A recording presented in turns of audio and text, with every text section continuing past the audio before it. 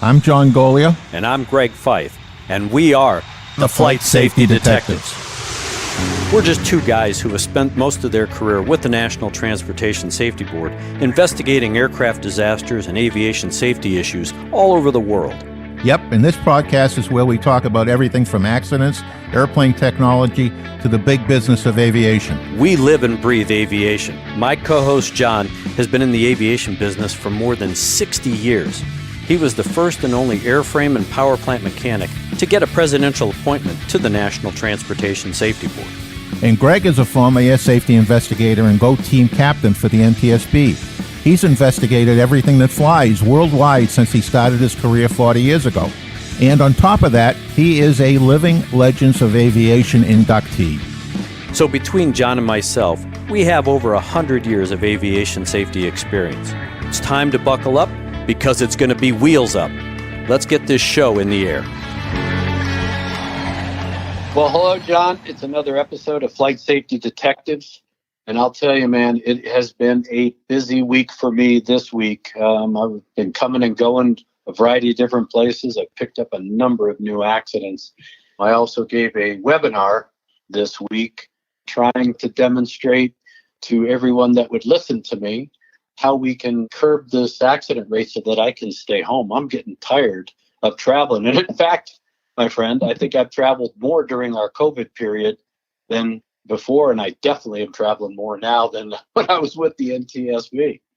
So how you doing? I'm doing well. But I was going to mention to you, Greg, I wonder how much of this accelerated accident rate that we're seeing in this short period of time, last month or two, is because pilots are rusty. They've been not flying because of the pandemic, and they just think they're going to go back out and jump in the airplane and pick up where they left off. And we know that that's not the case oftentimes. And I wonder if that's not a factor in what we're seeing. I think you have a good point there. And in fact, I talked about it this week because there is truly a difference between proficiency and currency. There are a lot of people out there with a pilot's certificate in their pocket thinking, well, I'm current. That's okay, but you're not proficient. And there is a big difference. And I see it all the time. A number of the accidents that I'm currently working are just that. Yes, legally, they comply with the regulations. They get in that airplane, they find themselves in a position they don't want to be in. They don't have the requisite proficiency or even skills, abilities, and knowledge to remedy those situations. And unfortunately, it's causing me to have to go to work.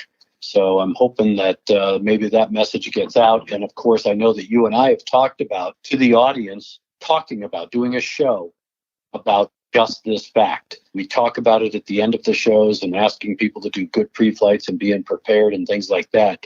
But we're going to start using some accidents, especially ones that I'm now finished with, where we can bring these points up, because I really think that if we don't get a handle on this, this is going to be, right now, I'm willing to call it a isolated event, even though we have multiple pilots, but it could become a very systemic issue if we don't do something about it. Yes, people just don't think sometimes.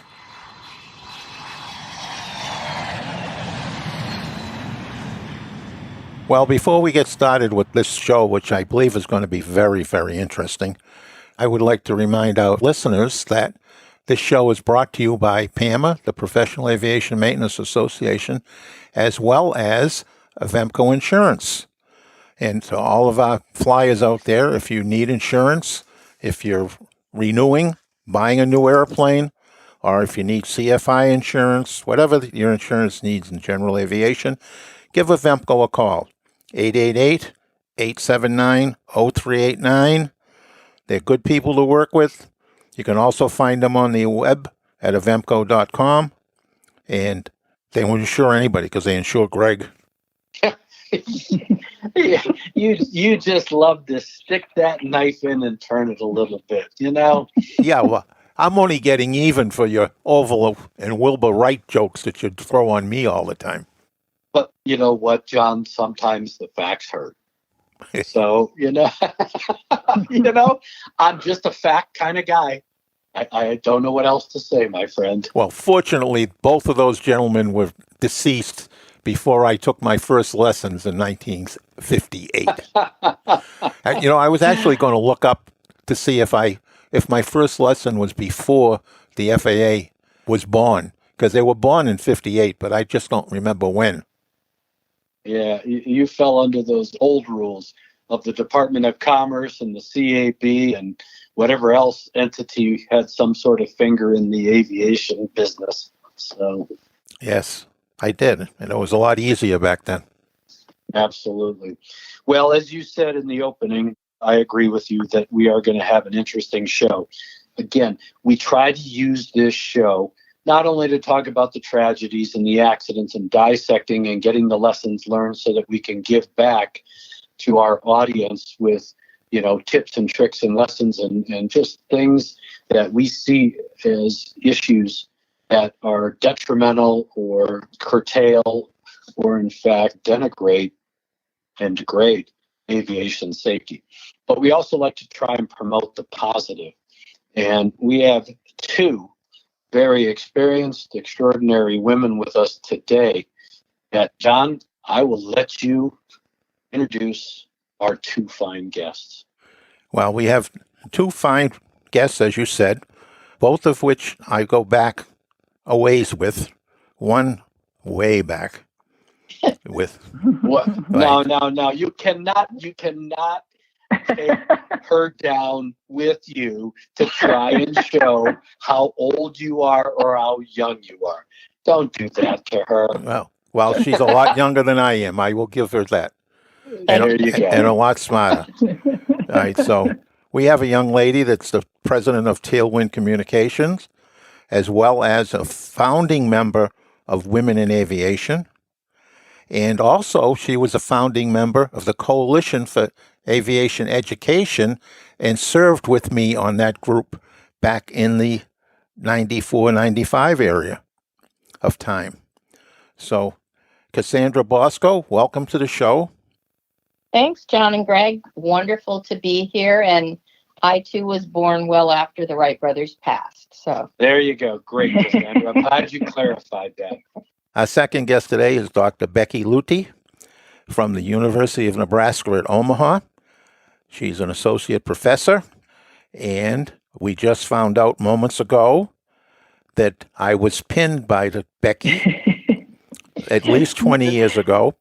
So in my eyes, we're still going steady. We'll go with that.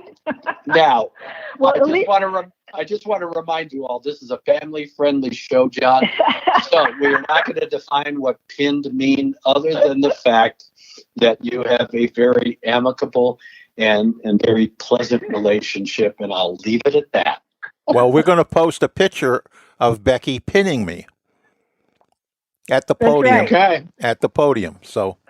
Yeah. So John, we were grateful to have John as a distinguished guest lecturer at the University of Nebraska Omaha Aviation Lecture Series. Gosh, good 20 years ago, John, at least. And I came across a picture of me putting a University of Nebraska pin on him at the end. So I'm not going to say we're going steady still, because my husband might take to that, but you will always be an honorary flying maverick. How about that? All right. Uh-huh. Well, there's so many jokes there. Oh my gosh, Becky. He is a flying maverick in more ways than one, trust me. Then the title stinks.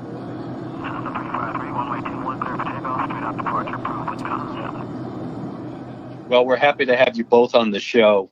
I know we got a lot to get to, but in our past shows, John and I, especially, we were down at one of your rival schools, Embry-Riddle Aeronautical University, which happens to be my alma mater. We had the good fortune, of course, to interview some young ladies who were very dynamic, very passionate about not only their education, but their future plans in aviation.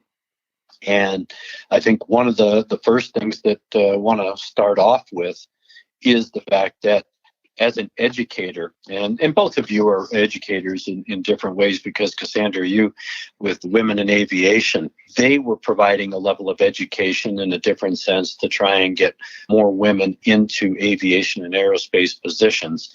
And of course, as an educator at a university and an alma mater alumni of Embry-Riddle, a formal aviation institution, where do you see aviation programs going? We know we hit a lull for a while there.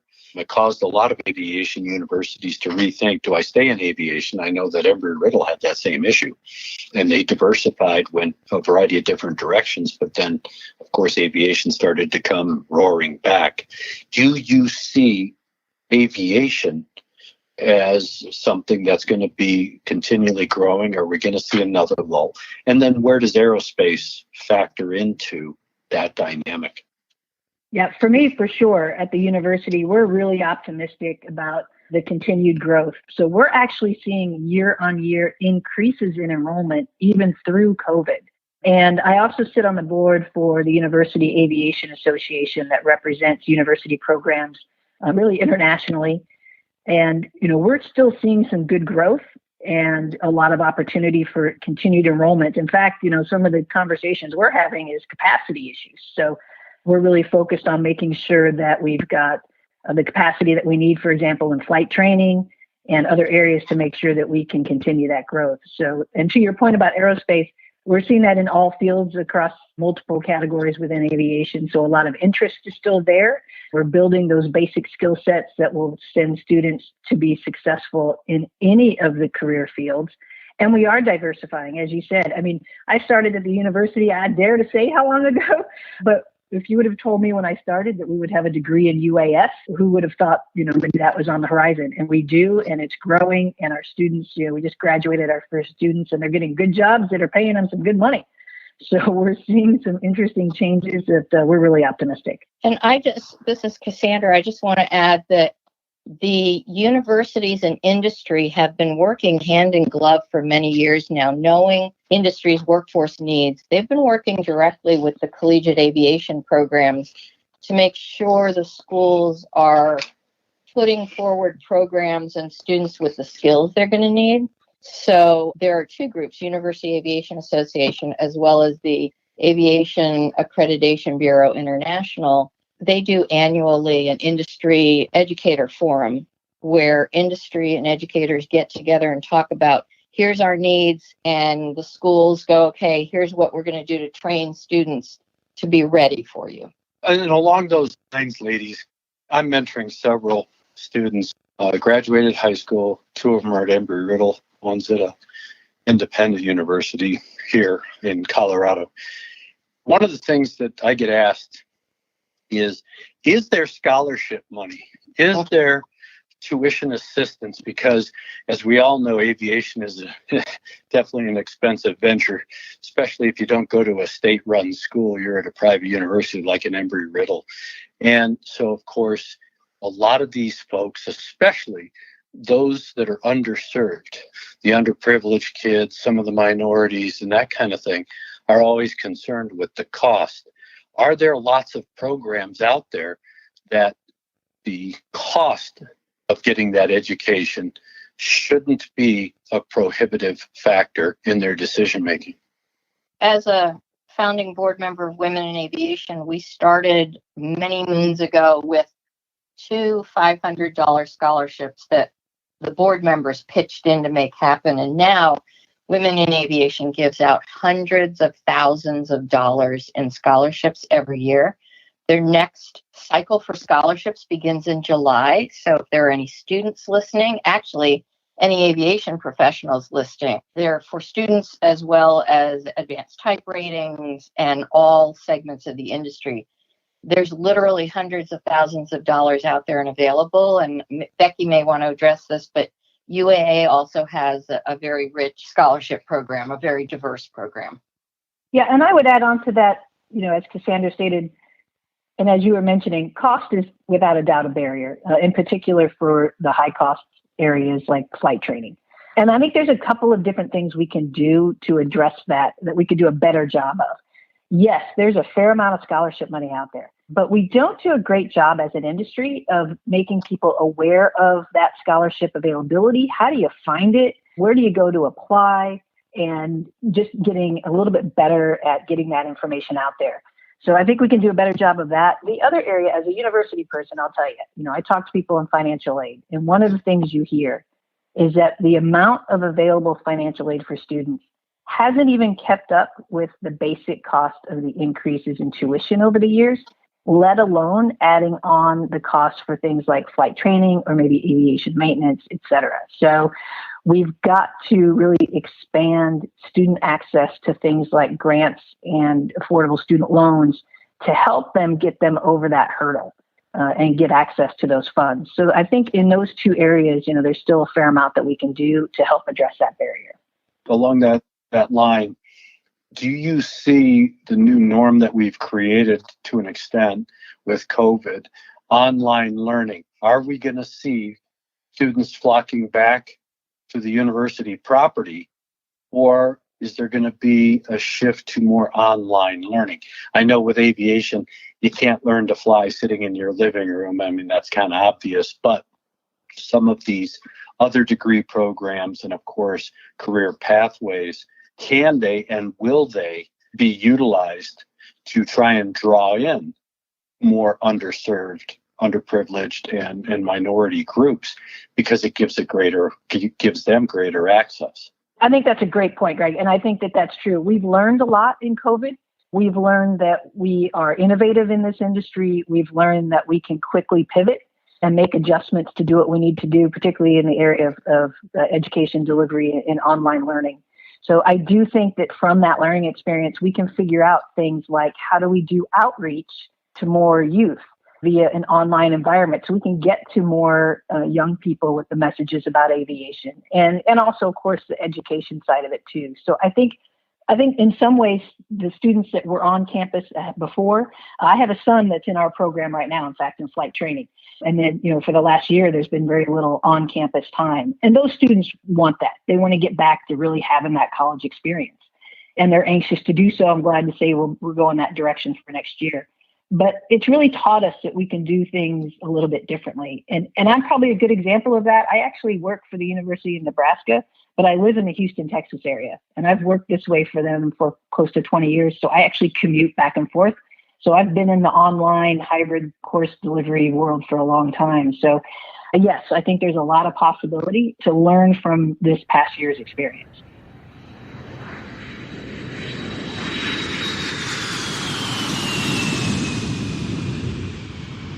John, I know that something that's near and dear to your heart that we explored when we were at Embry-Riddle was trying to get more women and minorities into the aviation maintenance side of the house. Of course, the sexy glory side is being a pilot, sitting in the cockpit, wearing a cool uniform and, greeting passengers and making an 800,000 pound machine fly. But we need people that are under the wing to keep those aircraft in flying condition and of course, airworthy, to allow me to obtain all of that fame and glory and ego stroke as a pilot. And I say that lovingly to all of the pilots out there, trust me.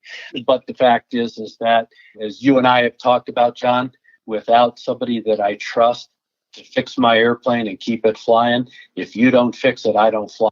Exactly right. That's true. And we've had the problem of low enrollment rates for mechanics coming in. In fact, when the pandemic started to cripple the airline industry, one of the things that I noticed right off the bat was that there was a big push by the corporations, Delta, American. They're all looking to get their senior pilots out the door, retire them out early. But that same kind of effort was muted for the maintenance department.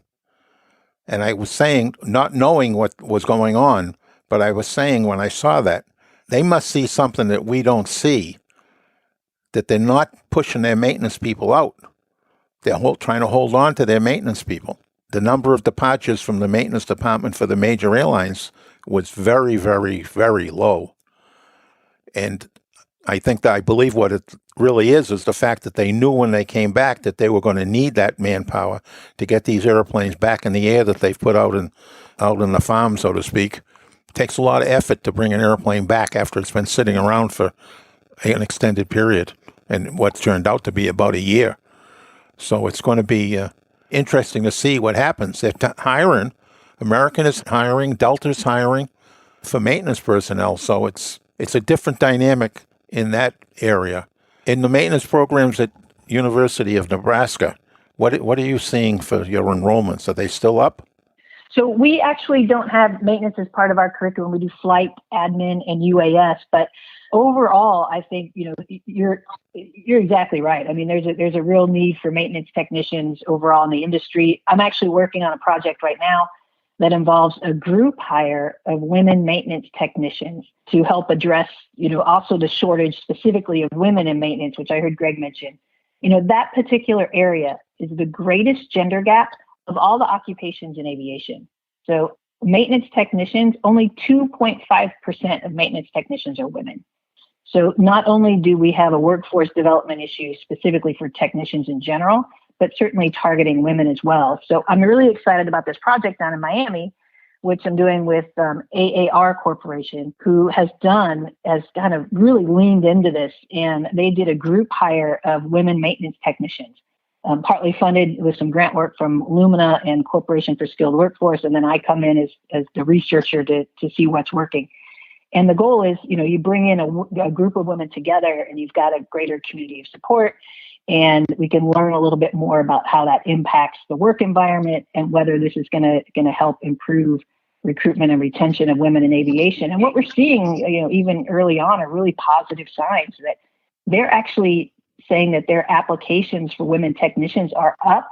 And they feel it's partly the word of mouth and a little bit of press they've gotten from this group hire that women are contacting the organization saying, hey, this is a place I want to be. And they're getting their applications in. So we're kind of excited about this launch of this group hire and to see if that is one of many mechanisms that we need to engage in order to increase really technicians overall. There's also a couple of associations working on the issue as well.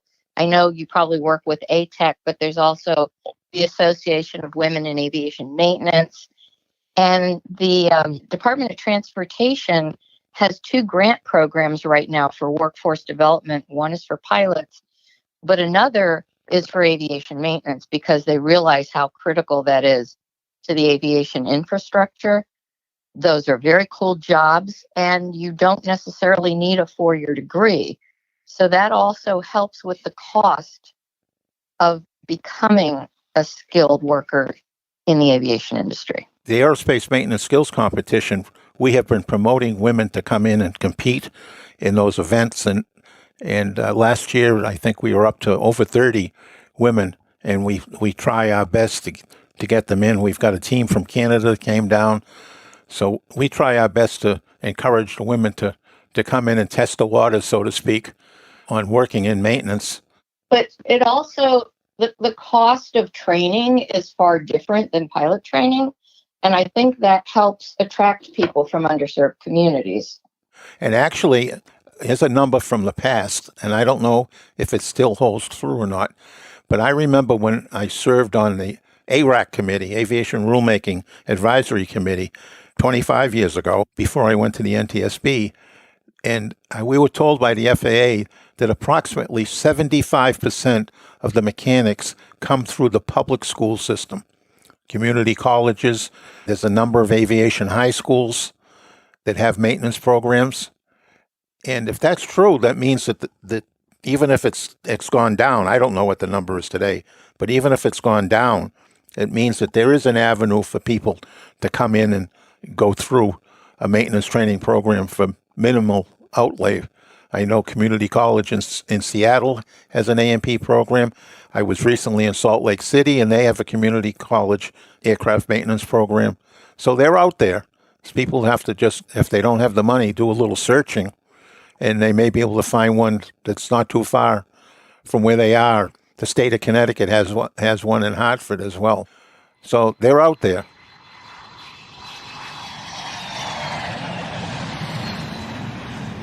John, one of the things I'm very committed to is finding a way to get the word out about these exciting careers in aviation to students in schools. My philosophy is there's rarely ever been a school counselor that said to a student, how about a career in aviation? We have scholarships. We have abundant jobs available. They're exciting jobs. I think we need to do a better job of getting word out to the people who are offering opportunities to students. I agree with you 100%. I don't believe that the school system, the secondary school, the high school system, is promoting this employment area. And you bring up a good point, Cassandra, that is we've been talking about pilots, we've been talking about maintenance techs, but there are so many other jobs in aviation. Because when you think of a maintenance tech, you think of getting your fingernails dirty. And when you think of a pilot, you think of all of the things it takes to become a pilot. But there are so many other rewarding careers in aviation. Like you said, some don't require a college degree. And John and I talked about this on a previous show, where the trade schools are coming back into vogue, because you do have that cadre of students that graduate high school, but college just isn't for them. They want to be in the workforce. They want to be in a technically skilled job. And the best place for them to go is, of course, a low tech type school. But there are so many other types of careers. And I know that, unfortunately, Kim Day, who is the airport director out of Denver International Airport, has announced that she's retiring. But when you think of the position that she holds, and there are many more women getting into these management type positions, all the way up to the CEO of very large aviation organizations, how much emphasis is placed on promoting those types of jobs as well? Becky, you want to talk about what the Women in Aviation Advisory Board is doing?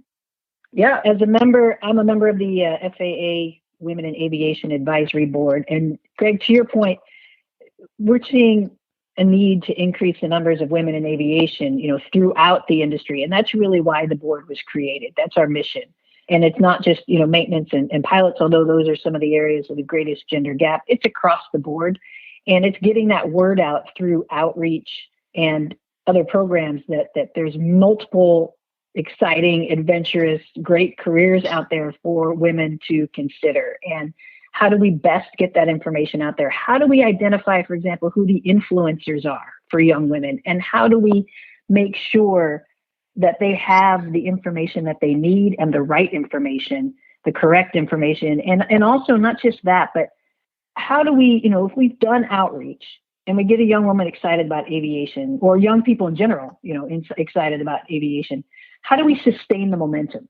How do we put the steps in front of them that this is the pathway? You start here, and then you can, get your information here, here, and here to give them a really good guiding pathway of the pipeline to get them from point A to point B. So those are some of the things we're working on in the Women in Aviation Board. There's also a Youth in Aviation Task Force Board happening right now as well, and they're looking at some of those same issues. You're talking about leadership also, so that's why organizations like Women in Aviation and NBAA and others have very robust mentoring programs. So not only how do you get from point A to point B starting out in your career, but later in your career too. Mid-career, where do you go for advice at that point? And the wonderful thing about the aviation industry, and I'm sure aerospace industry too, is we all love to talk about aviation. We all love to talk about aviation jobs and what a wonderful industry it is. And we are all so willing to provide mentorship to people. And that's, I think, a key. And one of the things that, as you've been talking, I always think about trying to use those influencers and what defines an influencer. Well, if you ask, 20 people, they're going to give you 20 different answers. But if you look at an accomplished female like Angelina Jolie, she's a famous actress. She's raised a very large family. She's in the news all the time. But she's a helicopter pilot, an accomplished helicopter pilot and fixed-wing pilot. And trying to reach out to those type of people to relate their story. And maybe we need to create a catalog of not only TV and movie people, but athletes of a variety of different ages in all the sports across the board, and get them to tell their story and use those stories as the hook to a very wide demographic and say, look, she's 20 years old. She's an accomplished swimmer, she's an accomplished athlete, she's whatever, but she's also an accomplished pilot or accomplished mechanic or, whatever. And try to utilize those people that influence those generations, because there are a lot of them out there. Unfortunately, John and I have had to investigate some of the sports figures that, their ego gets a little ahead of them and they end up doing something stupid in an aircraft and put themselves in a position of jeopardy. And there are enough people out there that are positive influencers and role models that maybe we exploit that a little more, since they seem to be able to drive a variety of different messages across the board in social media. For instance, Young Eagles does that really well through the Experimental Aircraft Association. They've had celebrity level people like Harrison Ford and others talk to kids about their first flight. But I think what Becky also was mentioning is once they've had that first flight, where do they go from there? Do they just go home and tell people how cool it was that they had their first flight? How do we get them to sustain that, and what are their next steps, and how do we make that available to them? So yeah, I love the idea of getting high levels people, but I don't know if you guys are aware of Barrington Irving. Yes. He's one of my favorite stories. He's talking to students in low income areas and underserved areas, and his story about how he was a young kid in a bodega grocery store in Florida, and a pilot in his captain's uniform walks up to him and says, "Hey, are you interested in flying?" And he's like, "No, I'm not very good at school, and I don't have money, and I don't know what to do." And the guy took him under his wing, and now Barrington is paying that back over and over again with his flying classroom. So those are the kind of, he's inspirational when he speaks to kids. Absolutely. And there's a program out here that was started by a 777 captain for United. And Willie Daniels has done a great job in reaching out to those underserved communities to expose young people into aviation, various aspects. And he has a number of us come in, and we give a 2-hour presentation to these students on a Saturday over a period of time, exposing them to the different aspects of what they have an opportunity to experience and explore as a career path that's not beyond their realm. And I think these are great programs that we really need to continue, like Shades of Blue and others. You have people like Charlie Bolden and the Bob Hoover Institute through Sean D. Tucker. And these people are putting together programs to inspire kids to go into aviation.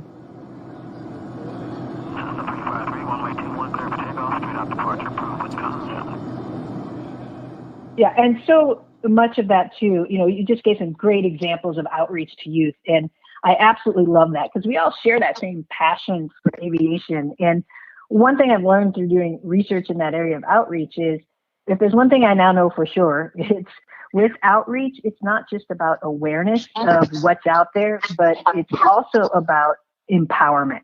How do you empower young people, particularly underrepresented groups, perhaps, that this is not only something that's out there, but it's something that you absolutely can do it. And so I think, when you talk about people like Barrington and other influencers, the see it, be it part of it is so important. So I'm always excited to hear about people who are getting back and doing outreach and getting in front of kids. And they not only need to hear about what's available to them, but they need to see people that look like them doing the jobs that they're going to want to do. And that will also help empower them to say, yeah, I can do that. Well, and Women in Aviation has the Girls in Aviation Day program, which had to go virtual last year because of the pandemic. So they created an app that's available 24/7, 365. Embry Riddle worked with Women in Aviation to put together a massive online course that's available for free. It's an introduction to aviation. Yeah, no, they're all great programs. And again, I think, how do we get that information out so people are aware of it? Because when I talk to people, they go, I didn't know that existed. Now, Of course, with the internet, it makes it a convenient tool once they know that something is in existence and they can go hunt it down. But I agree, we have to do a better way, find a better way of advertising all of these kinds of programs and opportunities that exist.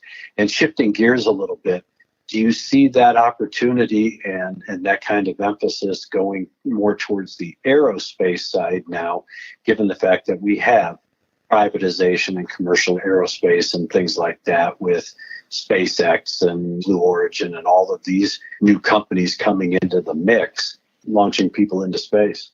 Yeah, without a doubt, that's going to be a major player for workforce development, for skill development, and feeding that pipeline in aviation. I mean, when you just look at the number of private commercial launches that we've had close to 40 or a little over 40 just in the last year.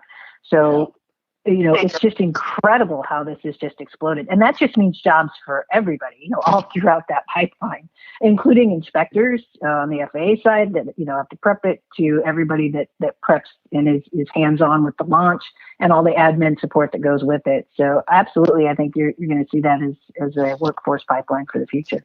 And I agree with that, especially with the Mars, the helicopter on Mars and all the different companies doing space right now, they're getting a lot of free publicity with these very cool and exciting programs.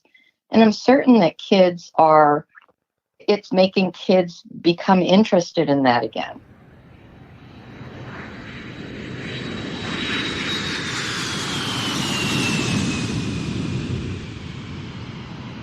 Well, thank you for that segue, because I appreciate you talking about the helicopter on Mars, because that brings me to drones.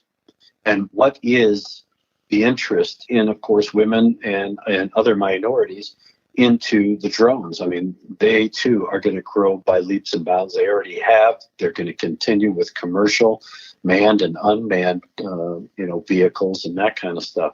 Where's that interest? Is it kind of flat? Is it gaining traction? And how is it being promoted in the education programs?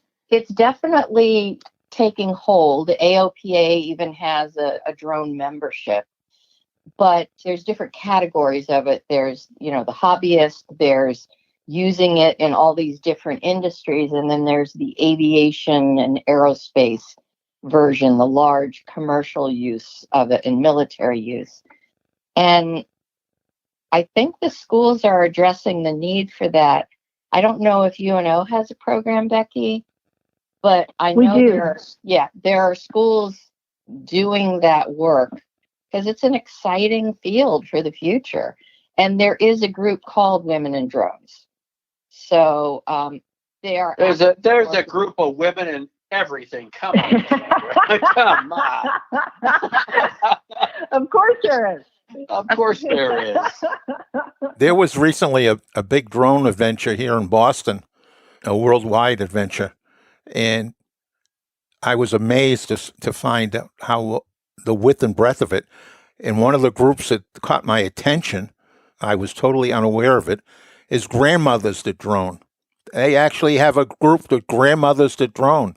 It's just fantastic. It is reaching out everywhere. It's like spider webbed, and it's just going out everywhere. And it's still expensive when you get away from the toys. You need more than $1,000 to get entry. Yeah. But there's also a friend of mine that was just mentoring a young lady who wants to go into the Air Force, and they're struggling with the recruiter. They're struggling on where to get her. She's educated, and where they want to steer her and where she wants to go. And one of the pieces of advice that were given to this young lady was that she should get her drone license, just to show an interest to the Air Force that she's got an interest in flying, and she's gone above and beyond to get the license. And maybe that'll help her get selected into one of these programs that will have a real impact on her future. Right. And the key is getting them involved in the professional arena of drones and eVTOL. And the schools are also going to be adjusting how they're training students to go into those segments of the industry. For instance, the aviation maintenance people will need more electrical skills. So that's that back and forth between industry and educators. What are the future needs and who's providing them? But it's a very exciting time in our industry. There's a lot going on. I remember the first time I heard that the FAA administrator spoke at the Consumer Electronics Show. I thought that was pretty cool. Yeah. It's funny you're saying that because I just got an email just flashed up in front of me here about the computer electronics show. And guess what the headline is? How drones have delivered. Yes. Well, there you go. And it's the latest in drone technology, robotics to the rescue. I mean, here's the first page of what they're doing. And it's all truly an honor. The age of AI-driven, truly autonomous drones. This is the first page off the Consumer Electronics page. Yeah. Well, No, I think what's especially cool about all this is the Wright brothers only first flew in 1903, and here we are, 115, 16 years later, and we're talking about drones. In space. And it's just so excited. And even though you and I didn't get to work directly with the Wright brothers, it's still very exciting. I'm an investigator, and I'm still working on that investigation because I think Greg's not buying it. I think John had something to do with Orville and Wilbur. It's just a matter of time before I really find out. Keep digging. All right, so now I got two of you ganging up on me. Why not? As it should be, my friend, as it should be. Well, ladies, we really appreciate you taking the time to be on the show. I know that our audience will find this not only educational, but maybe it will at least facilitate some thought on their part to reach out to people that they may know, especially young people, and say, hey, I was listening to this podcast. I heard these ladies talking about this program, that program. I knew that you expressed interest in some sort of aviation. Why don't you check this out? So I'm hoping that this has a cascading effect in a very good way to try and get that message out that we've been talking about. So again, I want to thank you both for not only your dedication to aviation in your respective niches, but again, it's all about us working together in a collective effort to get young people, to get that next generation and that next generation involved. Because 10 years from now, when we have this podcast going and John's going to be 105, we're going to...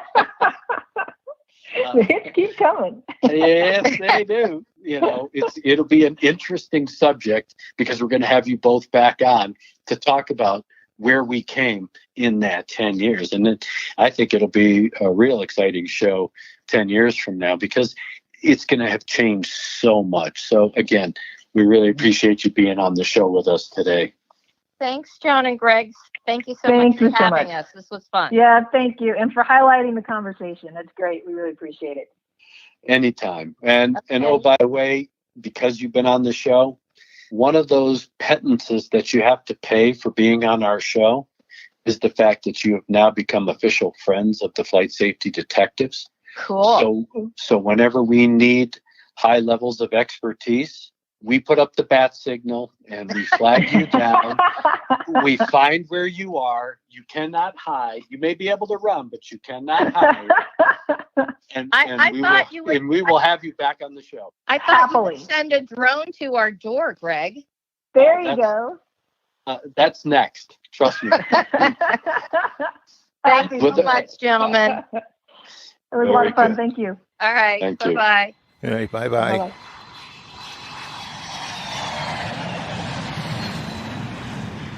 I would like to remind all our listeners that this show has been brought to you by PAMA, the Professional Aviation Maintenance Association, as well as Avemco Insurance.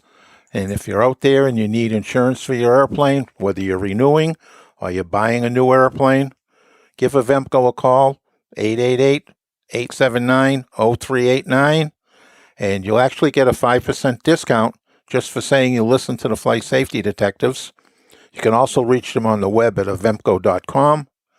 And They're great people to deal with. Absolutely. Well, John, I want to thank you for making that happen and getting Cassandra and Becky on the show. Again, I know the feedback that we get from our listeners at our email at flightsafetydetectives@gmail.com. We appreciate the input. We got some really good positive responses from our shows that we did at Embry-Riddle, and that's why we were able to bring Cassandra and Becky on, was to try and follow up with that. And yes, we are going to get back to our core discussion of what Flight Safety Detectives is all about, and that is dissecting accidents, getting into the lessons learned, giving back into the aviation community with tips and tricks and things that will help us all, whether we fly it, fix it, or manage it, to be safer in aviation. So again, we do appreciate it, but we think that this positive, this outreach, this education on a variety of different aspects, especially at this time, and getting the next generations of young people into these dynamic industries, aerospace and aviation, I think is critical.